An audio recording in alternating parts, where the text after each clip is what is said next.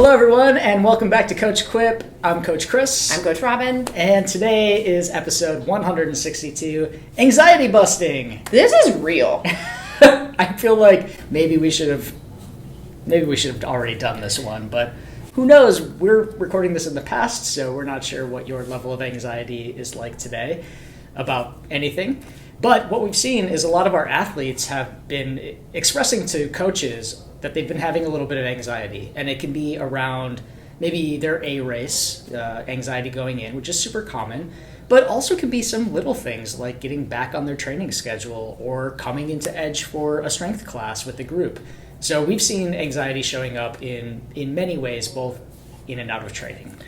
Even like as granular as getting up early, like setting an alarm for, that early wake up time, which we're post time change now. So I will say that's probably a little bit easier, but anxiety around that, anxiety around getting out of the door for, even a short training session, leaving your family for, 60 minutes at a time, feeling kind of weird about that. Some of us haven't even identified that it is actually anxiety that you're feeling when it comes to trying to do some of the things that we've done before. And I think people don't talk about it because they're confused, they're embarrassed. They just can't figure out what the heck is in their way. And we keep hearing it as coaches, so we want to do an episode on it to let you know, it's normal. Like the last 4.5, almost 5 years have taken a toll, and our baseline of what we deal with every day is a lot higher than what it used to be. So little things like getting out the door for a 30-minute run are sometimes mired in a lot of anxiety and anticipation of it being hard or weird things happening, and that's normal. Yeah, it's hard to tell, right? So, everybody is getting older all the time. So we are older than we were 5 years ago, 10 But we years don't ago. look it. But we don't look it at all. Thanks, Julie. You can't tell, or I can't really tell, is it because I'm just an older version of myself now, or is it because of the last 5 years, or is it because of social media? So I think a lot of it is also, we have such a short attention span now. Everything is urgent all the time on social media. And the truth is, we were just not meant to live at that level of urgency 24/7. 100%. And so we feel that very tangibly in our nervous systems. And this is part of the reason why I always say stress is stress is stress. Like our life stress, work stress, family stress shows up as stress in our body, the same as, or very similar to training stress. And add all that together, and we are just a bunch of walking disasters. Well, and there's also anxiety about being anxious, too. It's for me, I know, this has come up with a lot of my athletes really in the last 6, 9, 12 months. And I even say, if I have to do a 30-minute run, especially if it's for myself in the morning, I get super anxious about other things I should be doing, about even leaving the dogs for 30 minutes. I mean, they are fine people. They're completely fine in our house. Yeah. And I'll put up all of these hurdles, and then I'm in my head of what the hell is wrong with me? This is just me going outside for 30 minutes. Yeah. And then you just are crippled by it. Yeah, and we build it up to be such a big thing, and then it spirals. I think we've talked about anxiety in our sleep episode a little bit, right? Because if you are anxious about not being able to sleep, it's going to keep you up, and that cycle continues. And that's the way it is with a lot of things in our lives. If you're anxious about going to work out, then you're not going to go to work out, and then you're going to be more anxious about working out because you're feeling like you're out of shape, and around and around you go. So in this episode today, we have a couple of tips for beating anxiety.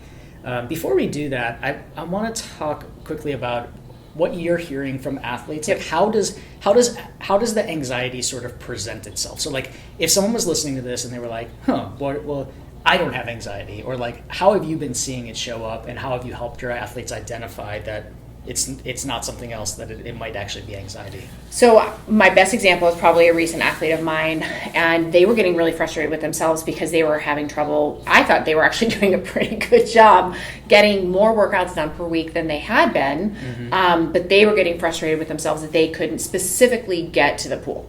That was the last straw. They were able to ride at home. They were able to go on a short run. They were figuring out how to do strength training, especially if we would meet up and do it together. But it was this whole thing about getting to the pool and how it just is this big hurdle of like how hard it is, even though in the past they used to do it. And so they were expressing how just disappointed they were in themselves. And I'm like, well, walk me through that. Like what's harder? They were like, the commute is actually shorter than it used to be. The opening time is the same. And I actually have a longer window in the morning. So it's just anticipating that things might be harder, that then stops them in their tracks. And I was like, that's literally textbook anxiety. And they didn't fight me on it. They just kind of had a pause, like, it is actually. Like they identified it. They have yet to get to the pool. This was a recent conversation, probably 10 days ago.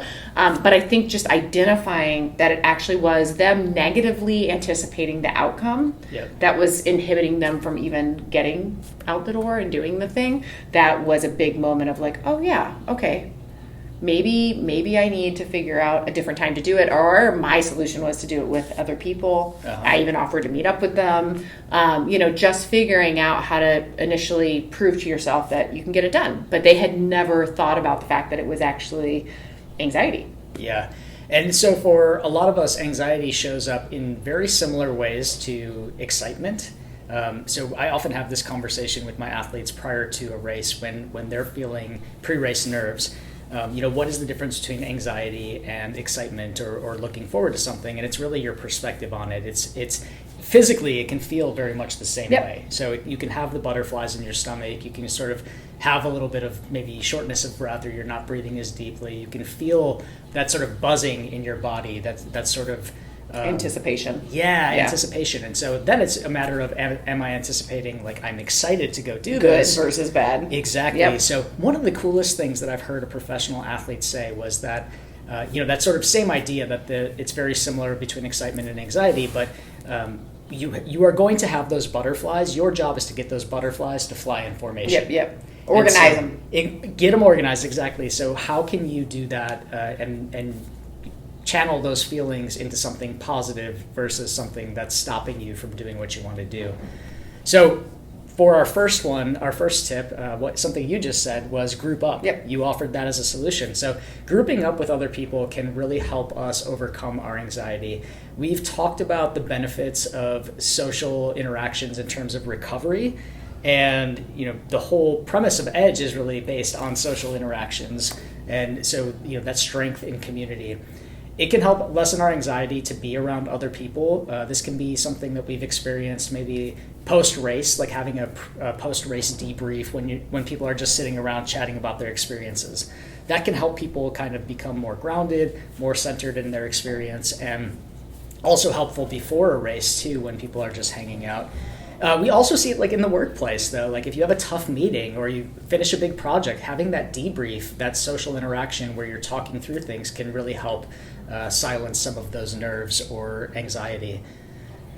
We have episode 96 is our episode about social recovery. In that episode, we actually go through some of the science about the group effects of working harder with the group, and then also how that can benefit your recovery. And I think both of those ideas really play into how being around other people can help you overcome some of that anxiety.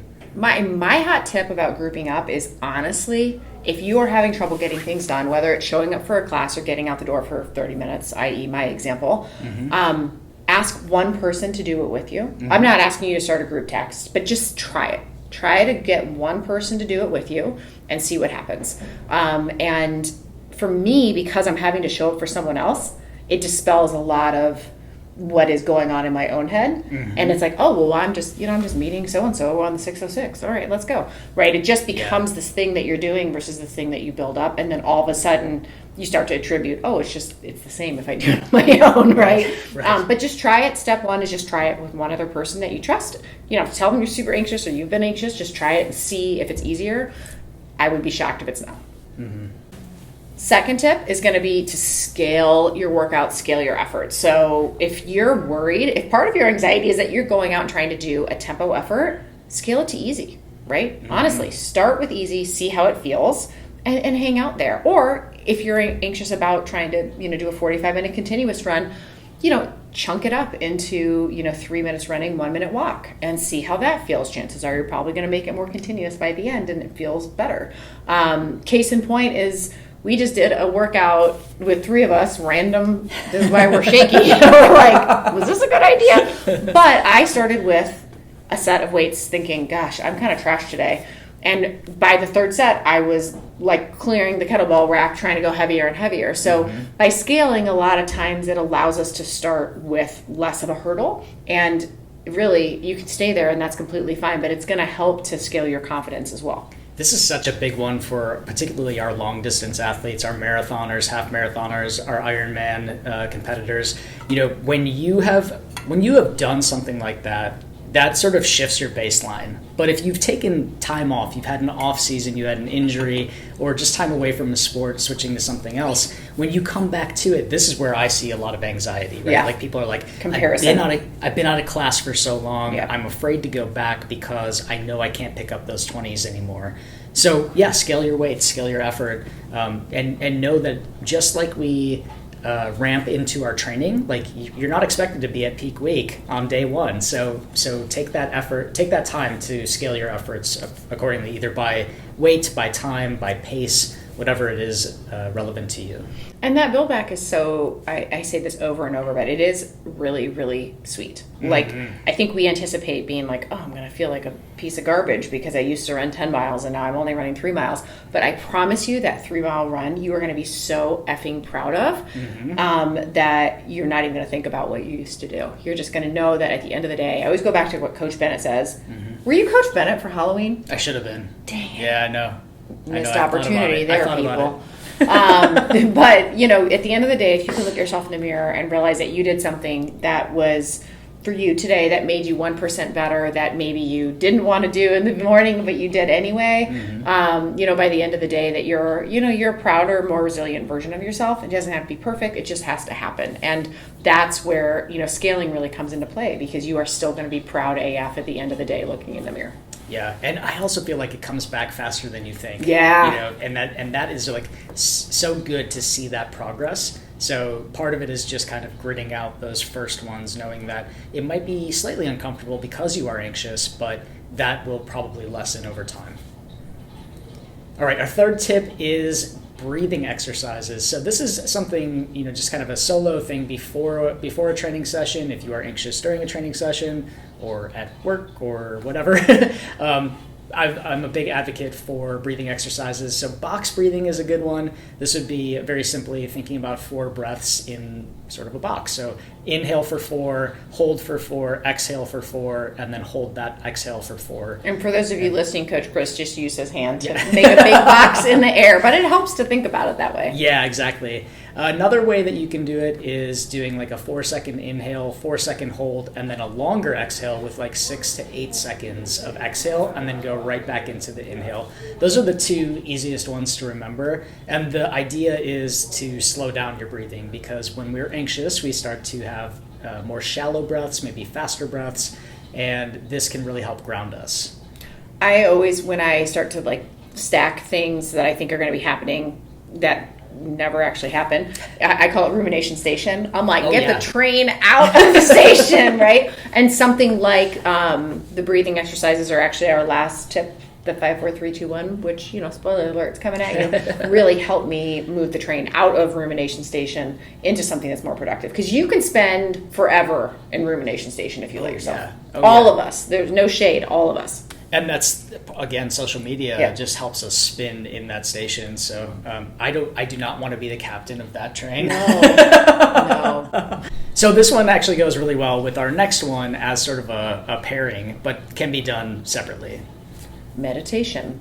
So we know pros use this a lot, right? And I do think it's something that we all say and very few of us do, which you do. Yes. You're good at it. I am not. I can do it for like 1 minute at a time. But, we know that we've sure mentioned this in like at least 10 episodes. We've included it in our What We Steal from the Olympic Athletes episode, in our 5-minute tips, our sleep episode, more. which just means if we're saying it a lot, chances are you should be maybe using this as one of your tools in your tool belt. So any type of meditation works, right? Whether you're focused on repeating a word or a mantra, which I personally love because it gives me something that's not just a black void. You're focusing on your breathing for a period of time. Really good if you pair it with the breath work that we just mentioned. Or you can focus lightly on an object and keep your eyes open. If your mind drifts, which is going to, just note it, put a little tag in it, and return to your focus, whether it's the object or your mantra or your breath. Even short meditations can help, though. And this is where, how many minutes do you do a day? Could do 10 to 15. Yeah. Okay, that's, for me, I'm like, whoa, not that I don't have the time, it would take a lot of effort. But if I can do 1 minute, kind of here and there, I'll put 1 or 2 minutes in my athletes' goals for the day. That tends to get a lot of check boxes and a lot of green, and it's easier to stack. Yeah, definitely some days are easier than others with this, and I can, I guess there's a kind of an asterisk on this one. If you are a person who gets more anxious by silence or being alone with your thoughts, then maybe a future tip is better. Maybe this is not the one for you, or using a mantra might help. A mantra might help. Yeah.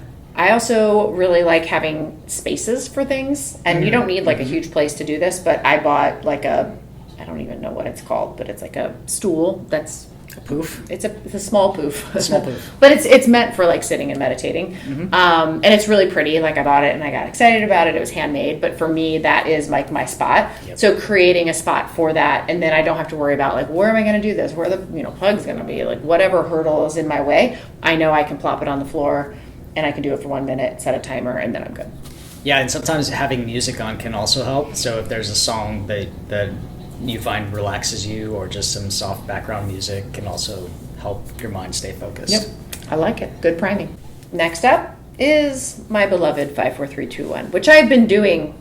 We're talking about that we have not been sleeping well, and so waking up in the middle of the night, coming back to 5-4-3-2-1, I'm always like, oh, my heart's a little calmer, because it just gives you something else to focus on, an anchor. So it goes like this. If you find yourself getting anxious about something, try to find 5 things that you can see, 4 things that you can touch, 3 things you can hear, 2 you can smell, and 1 you can taste. So 5 see, 4 touch, 3 hear, 2 smell, 1 taste.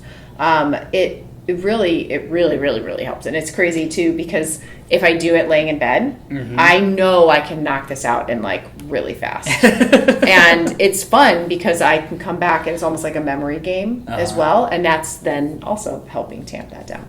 Next up is journaling. So sort of, if meditation doesn't work for you because being with your mind is too much, writing things down can really help you offload it from your brain space to a page. And then sometimes seeing it on paper makes it less of a scary thing, right? So if you are worried about a race, you can write down what it is that you're worried about. And then that gives you things that you can actually think about and say, is this in my control? Is this out of my control? And then what are the steps that I need to do to check that off my list, right? You love a good checklist. I do. And I think it's very important to physically write this out versus typing it out too, if you can. Tricks, find a notebook. I have this notebook that is it is my fuck it bucket. And I write things that I'm scared about in there. When I'm doing training plans or whatever, and I just need some quick scratch paper to do some math, I'm on there. But I make sure that it's separate from my notebooks that are productive, or a gratitude notebook. And I always use pens that I geek out about, because I'm a lot more likely to do it if I'm excited about what I'm writing with. I don't want to write with one of Brian's ink pens. Those are not fun. But a fun felt tip colored pen, heck yeah, let me write my stuff out in this notebook that I know is completely separate with something that I'm excited about using. Anxiety is so funny too, it is what are the very small things that you can find the joy in that can bring you back to this present moment. And for you that might be, okay, I've got this hot pink pen that I'm let's go for it. Smooth on the paper, that's awesome. Some people use fidget spinners or little fidget toys that they play with, right? That recenter them. Yeah, and so it can really be that tactile experience, and that's why journaling is excellent. We did an episode number 134 all about training journals. A couple of tips about that in training journals might help you with your anxiety as well, so definitely check that one out. Last but definitely not least is to get outside.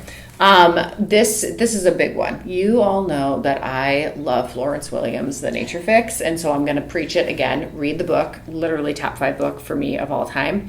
It's incredibly grounding to be in nature, and I also think sometimes there's anxiety, especially if you live in a city, about like, oh my gosh, I got to get there. I promise you, every time you do it, you will be so, I just did it this last week, and I was like, I really don't have time, but I'm going to go for it anyway. And it was my favorite part of probably the last week, honestly. And I was only out there for an hour. So your parasympathetic nervous system, which is like your rest and digest system, needs a reset. We live in a big city. Bottom line, we do. We're going to be stressed a lot of the time. Even just this morning at 10 a.m., the test alarms for the like tornadoes or whatever disaster. Is that what that was? Yes, and I was like, oh! And I'm like, oh, it's 10 a.m. on a Tuesday, the first Tuesday of the month. We're good. But we live in an urban environment, so like we are more stressed. Our sympathetic system is a little bit more stressed, and we know that we need just 5 hours a month to get into nature to really reset our other side of that nervous system and get it built up to what it needs to be. So, to elevate your mood and stave off depression, think about, you just need 5 hours a month. If you do 10, it's going to, of course, be even better. And you don't have to go all the way to trail. Like you can go, there's that little nature loop on the backside of the totem pole. I love Jackson Park. I love the island that's in the middle. There's little trails all around that. Even staring out at water can be one of those. I mean, that's a big one for you because you're right. Every time you post your favorite tree, I'm like, yes, count that in the 5 hour bank. Yeah, exactly. And there's a reason why if you go to like an app like Calm or Headspace and they have the music, like calming music, right? There's a reason why a lot of it is nature sounds. It's bubbling creeks and waves and the rustle of leaves, like the brown noise, green noise, white noise. All of that is meant to calm us down, and that's exactly what nature does. So when you pair that with the visual of like the rhythmic waves, it is very relaxing. It is very difficult to be stressed when you're walking on trail. Yeah. And so the big things you're looking for here are water or trees. I mean, that's what the Nature Fix boils down to too. Yeah. Like an open field is great because it's green, but you're going to want some vegetation and water in whatever dose feels good. If you want to nerd out and listen to those episodes in Nature Fix, we covered a lot in episode 89. I'm also always happy to talk to you about it. And then, of course, episode 112, learning more about trail and getting out there. And, of course, if you're interested in trail, we do have Trail and Track going on right now through end of January, where every other week we're doing a trail focus. And I am super excited and geeked out on it already. Excellent. Well, regardless of where your anxiety is coming from these days, we have several tips to help you through. So if this was helpful to you, please feel free to like and share. Send this to anybody else who you think it would be helpful for. Till next time. Thanks for listening to Coach Quip, original music performed by Mend. Follow us online on Instagram, Facebook, and Twitter at Edge Athlete Lounge. Our podcast lives in the blog section of our website. Don't forget to subscribe, rate, and review this podcast, and you can check out the show notes for additional ways to contact us. Ready, set, onward we go.